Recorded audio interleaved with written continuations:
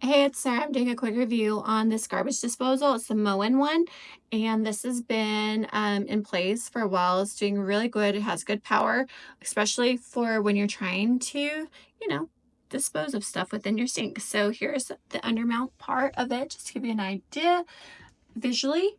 I don't feel, one thing I like about it is in the past, I've had a really bulky one that seemed to take up more space. This one to me, I feel is more compact. Maybe that's just me. And maybe I just had such an old one that it just appeared to be bulkier, but I do like the size of this because it still leaves a lot of space within the bottom of the sink. And then up here, if you see, you got your typical usage here.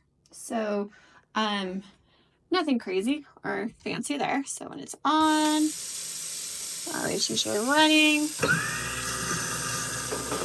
I feel like even the sound, you hear it, but I feel like it's nothing crazy. So I definitely recommend. This has been great. And as with any garbage disposal, of course, you want to just kind of make sure you're always keeping it clean. So they all could get a smell. This one I've had no problem by just doing general maintenance and just upkeep with it. So nothing crazy, but definitely need some general maintenance. But here again, and there you go. So definitely recommend if you're on the search for a new garbage disposal.